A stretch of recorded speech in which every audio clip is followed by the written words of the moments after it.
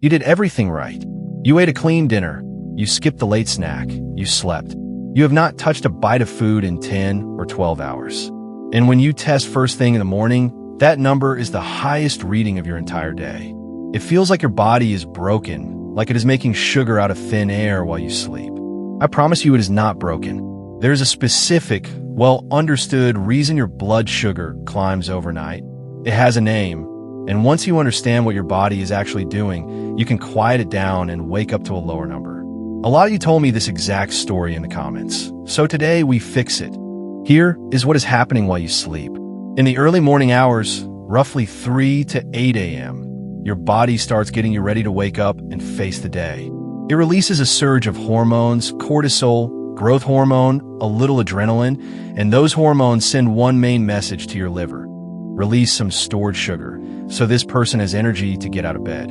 Your liver does exactly that. It pushes glucose into your blood before your alarm even goes off.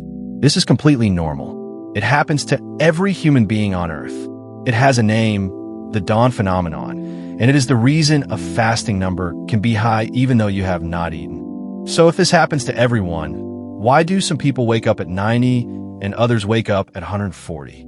The difference is insulin. In a person whose cells still respond well, the pancreas quietly releases a little insulin alongside that morning sugar, clears it, and they never see a thing. When you have insulin resistance, the insulin is there, but your cells are slow to listen, so the liver sugar sits in your blood with nothing to move it. You wake up, you test, and there it is. Notice what that means. The dawn phenomenon is not your failure. It is a normal morning signal landing on cells that have stopped answering the phone. Now, before you change a single thing, there's a second cause you have to rule out because it looks identical on a morning meter and it is the opposite problem. It is called the Somogyi effect or rebound. Here's how it works. If your blood sugar drops too low in the middle of the night, your body treats that as an emergency and dumps a wave of sugar to rescue you. You sleep right through it and you wake up high. Same high morning number, completely different reason. And here is why it matters so much. The fixes are opposite. For the dawn phenomenon, you steady your evenings. For rebound, going lower would be dangerous, and the answer usually lives with your medication. You cannot tell which one you have by guessing. So here's how you tell them apart. And it costs you nothing but a little sleep. For 3 nights, set an alarm for around 3 a.m., test once, and write the number down. Read the pattern in the morning. If you're normal or a little high at 3 a.m. and then higher by the time you wake, that is the dawn phenomenon, and everything I'm about to show you is for you. But if you're low at 3 a.m. and high by morning, that is rebound, and that one you take straight to your own doctor because it usually means your evening medication needs adjusting, not your breakfast. 3 nights of numbers answers the question that months of worrying never will. Let's say you did the test, and it is the dawn phenomenon. Good. Here is how you quiet it down, and it starts the night before with dinner. A dinner built on fast carbs, a big pile of white rice, bread, pasta, and then dessert keeps your liver topped up with sugar to hand out all night long. You do not have to give that meal up. You rebalance it. Fill half the plate with vegetables, add a real portion of protein and some healthy fat, and shrink the starch to a side instead of the main event. Same dinner, same table, a much steadier night. Everything in my last video, the greens, the olive oil, the lentils, the fish, is doing this job for you. This next one is the highest leverage 10 minutes in your entire day, and it is free.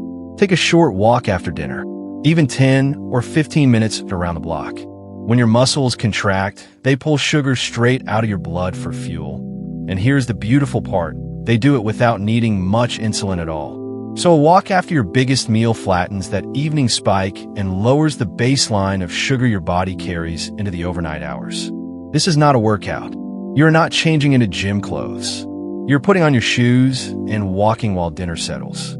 Of every habit on this list, this is the one I would start tonight. Third, close the kitchen early. The later you eat, the more fresh fuel your liver has sitting there to release while you sleep. Try to finish eating 2 to 3 hours before you go to bed. That late dessert, the bowl of cereal before bed, the handful of crackers on the couch, that is often the exact thing propping your morning number up. Giving your body a clean, quiet runway of a few hours before sleep, Let your sugar settle down before the dawn hormones even start. If you want a ritual to replace the late snack, a cup of plain herbal tea does the job without feeding the liver. Fourth one surprises almost everybody. Protect your sleep. Remember the hormone driving all of this, cortisol. When you sleep badly, short nights, broken sleep, go to bed at a different time every night, your body runs cortisol higher. And higher cortisol turns up the exact dial that raises your morning sugar. In other words, a bad night's sleep can hand you a high fasting number all on its own, before food is even the picture. Keep the room dark and cool, aim for a consistent bedtime, and put the phone down earlier. Fixing your sleep is one of the most underrated things you can do for your blood sugar, and like the walk, it does not cost a cent. Fifth, and this is where I watch people sabotage themselves. They see the high morning number and they think, I will just skip breakfast so I do not make it worse. It backfires. When you keep fasting, your body stays in that same mode, and the liver keeps quietly releasing sugar with nothing coming in to switch it off. A breakfast built on protein and fat, think eggs, not a bowl of cereal, is the signal that tells your body the fast is over and it can shut the sugar tap. So do not try to starve the number down.